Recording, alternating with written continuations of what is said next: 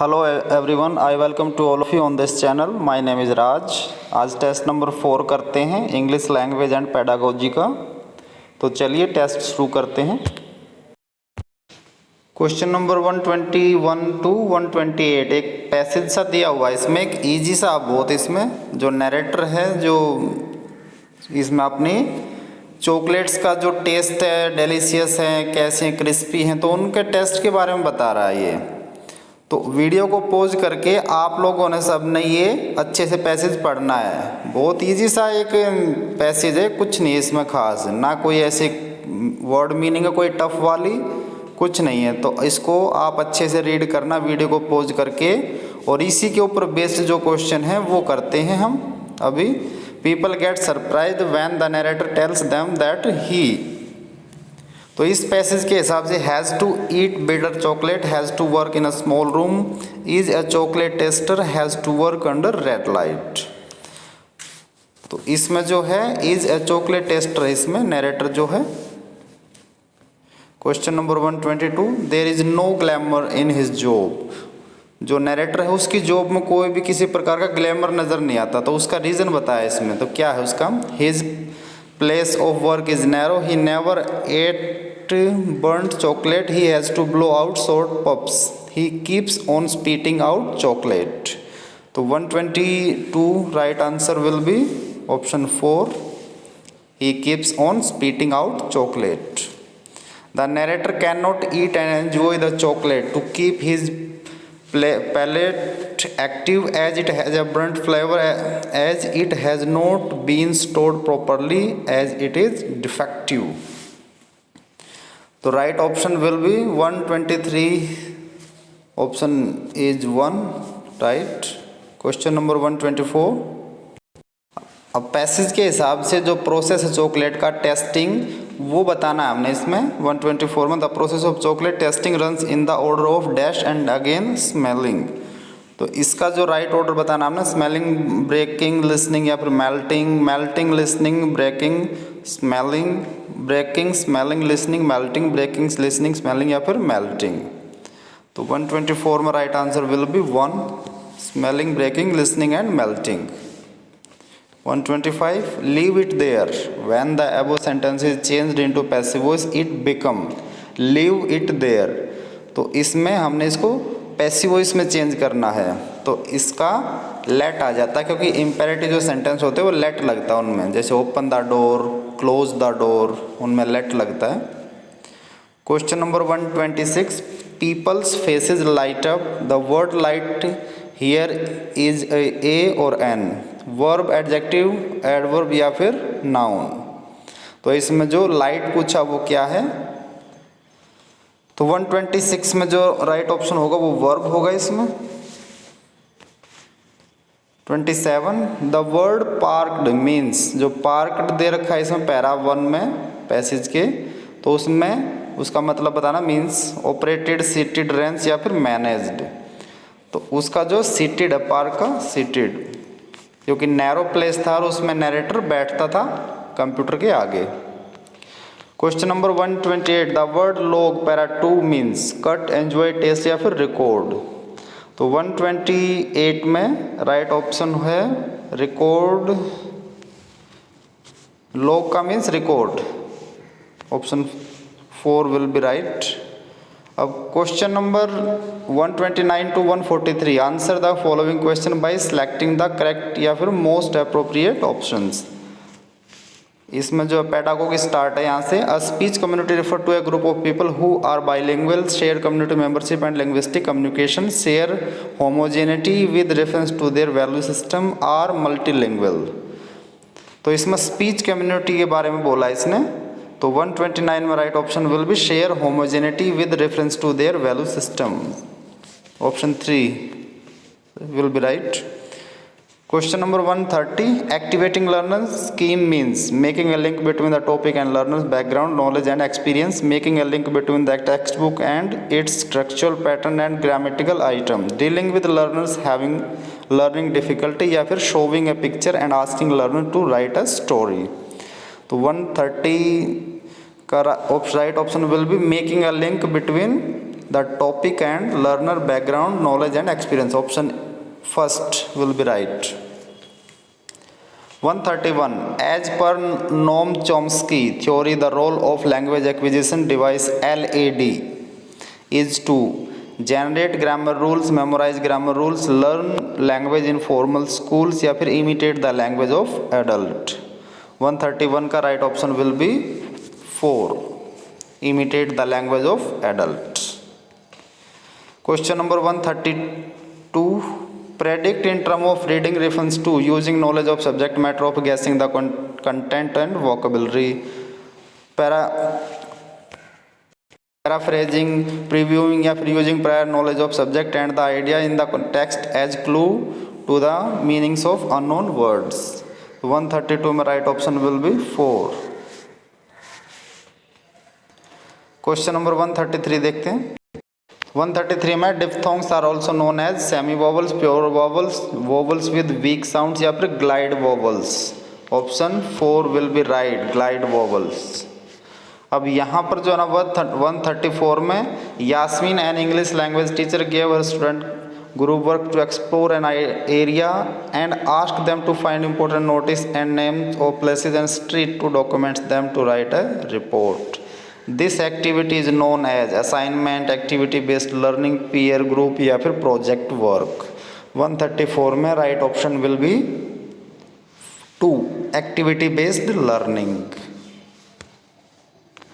Next, तो 135 में Mrudushnita, while teaching a lesson on atoms from the science textbook, gave her student activity based on the themes. The activity including vocabulary and debate on the uses of atomic energy. What is the strategy known as? Language across curriculum, language in other subject, language of science या फिर language through science. तो इसमें जो right option होगा वो होगा first, language across curriculum. 136. While listening to a speech in English, sometimes we listen to a basic unit of sound, a syllabus and a word, then a sentence and then a paragraph to decode the meaning of the complete speech. This mental process can be described as bottom-up approach, middle-up path approach या फिर interactive model, top-down approach. 136 में right option will be first, bottom-up approach. 137. In free writing, a learner is engaged in writing sentence without applying his mind, expressing idea without giving much attention to spelling and grammar, listing out the things she or he has just memorized, writing with specific relation to spelling and grammar. 137 में the right option will be second, 2. 138. Sushila discussed in a short story in the classroom and asked a student to write an article for a newspaper on the themes of the story. What is the writing known as? Long answer, short answer, writing for a newspaper, extrapolative writing. तो 138 का right answer will be 4, extrapolative writing. Question number 139. A question tag is also known as tail question, descriptive question, critical question या फिर head question. 139 right option will be first, tail questions. 140. Mind mapping helps the students to use literary device more effectively in their writing. Brainstorming, explore any idea and expand it. Learn positively each of the linguistic items. Memorize the grammar rules. 140 में right answer इसका रहेगा second. Brainstorm, explore any idea and expand it. 141 देखते हैं. Grammatical structure can be practiced in a controlled manner by correcting wrong sentence written by the learners, doing a composition exercise, explaining the use of particular structure, gap filling grammar exercise. 141 इसका right answer रहेगा third, explaining the use of particular structure. 3. Question number 142. Interactive listening means listening carefully for word stress and intonation, to judge the speaker's mood and tone, carefully to what is said and responding curiously to what is said. 142 right answer will be second, to judge the speaker's mood and tone. 143 देखते हैं। Continuous and comprehensive evaluation of learner is periodic assessment of learning, periodic assessment of teaching, continuous test and assignments, conducting continuous test. 143 जो इसका है right option will be first, periodic assessment of learning.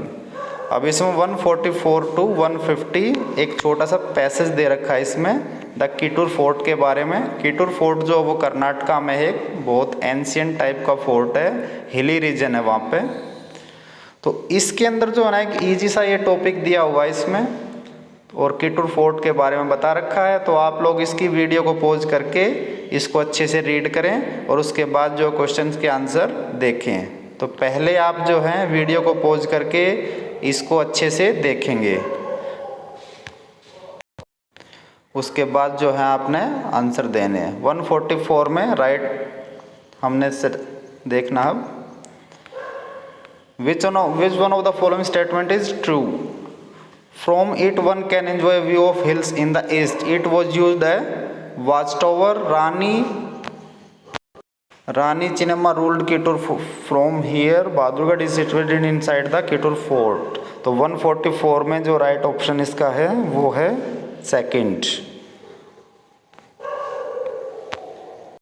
145 Rani Chinnamma fought against the British in the contoured hills at Anagatikare in Badurgarh fort in the wooded grasslands। तो 145 इसका right option according to passage will be second. 146 देखते हैं। From Badurgarh one could easily get to see tall rugged hills in the west, a look at green grassland, to see a natural hill oak, a commanding view of dense forest। तो 146 जो इसका right option will be first, to see tall rugged hills in the west। 147 unaligned gates in the walls make the fort secure, make the fort insecure, make the walls look imposing, make the entry easy। तो 147 में जो right option will be first according to passage, make the fort secure. Question number 148 देख लेते हैं।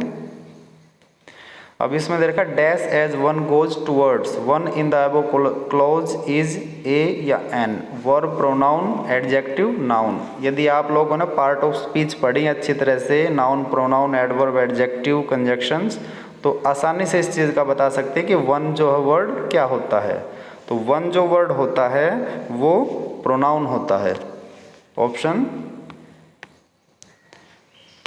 2 will be right. 149 dash and commanding view of dash, commanding in the above phrases is a या N. तो commanding view बोला इन्होंने, verb, adjective, adverb, noun. यदि हमें part of speech की अच्छे से नॉलेज है तो वर्ड को देखते ही हम पता लगा लेते हैं क्या है, या फिर सेंटेंस में आया हुआ वर्ड है तो उसका तो बिल्कुल ही पता लग जाता है।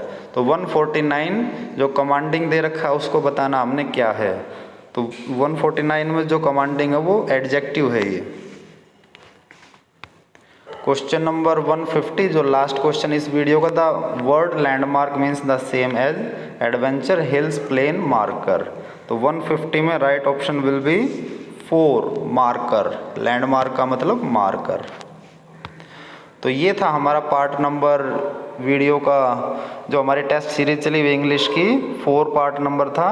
CTET, UPTET, HTET आदि हर प्रकार के एग्ज़ाम में जो है इस टेस्ट सीरीज से हेल्प मिलेगी। इवन DSSB या फिर KVS के एग्ज़ाम के हम प्रिपरेशन कर रहे हैं तो उसमें भी इससे बहुत बेनिफिट मिलेगा। तो thanks for watching, have a nice day.